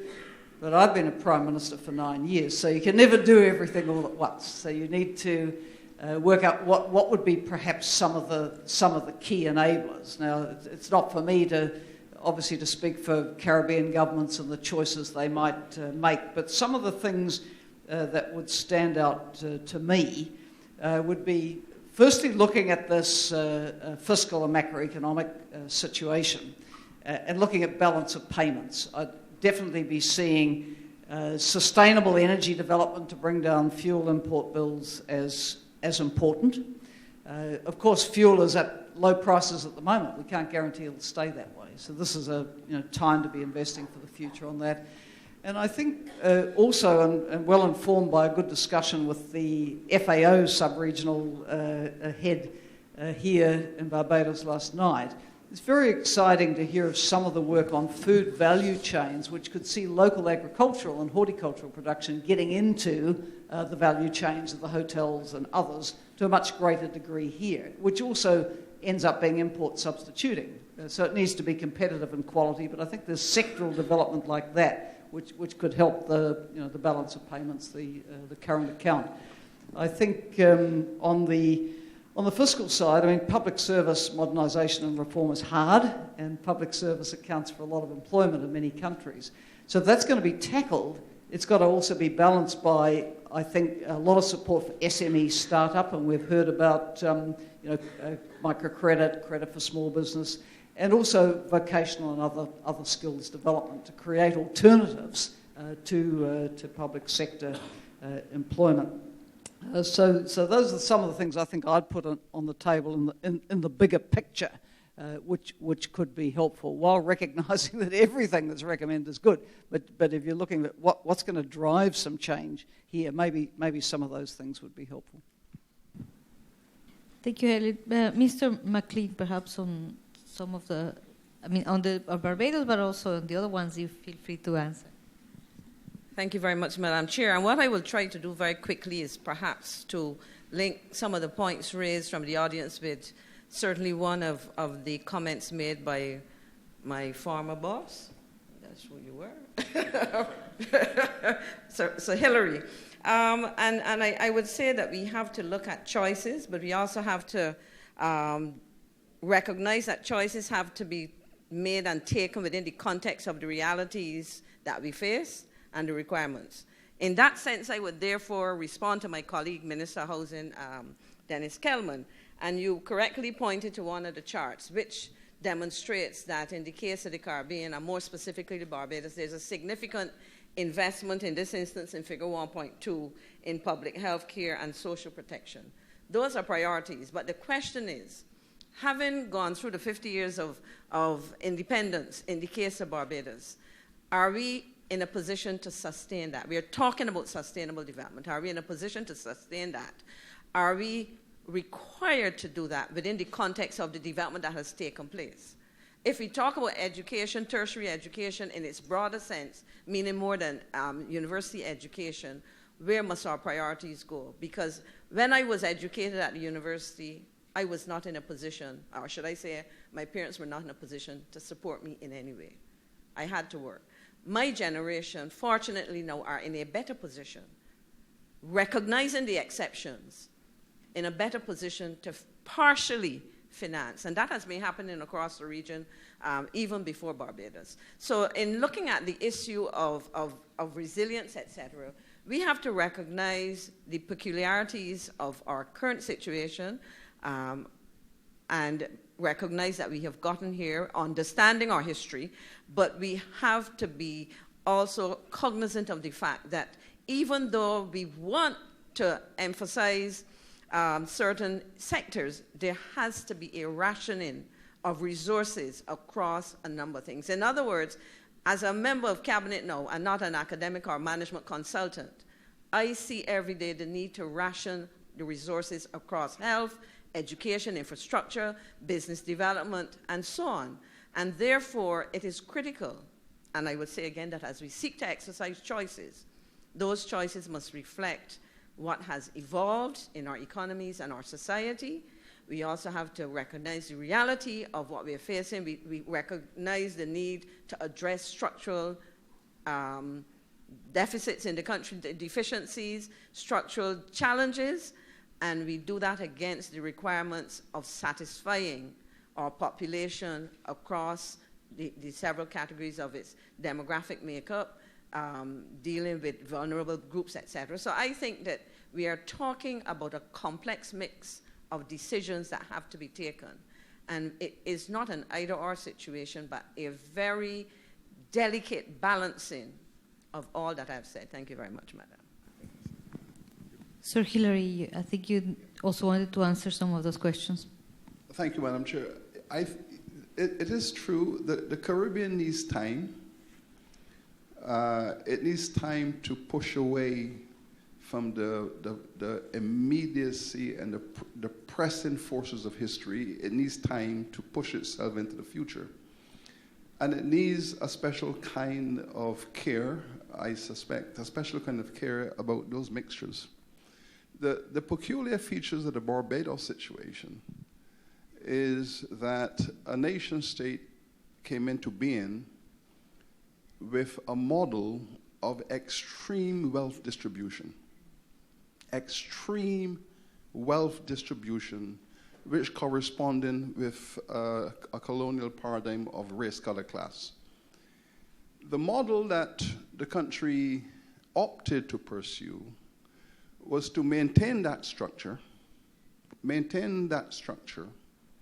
as given, but develop a range of fiscal tools to extract resources from that group to redistribute across the majority.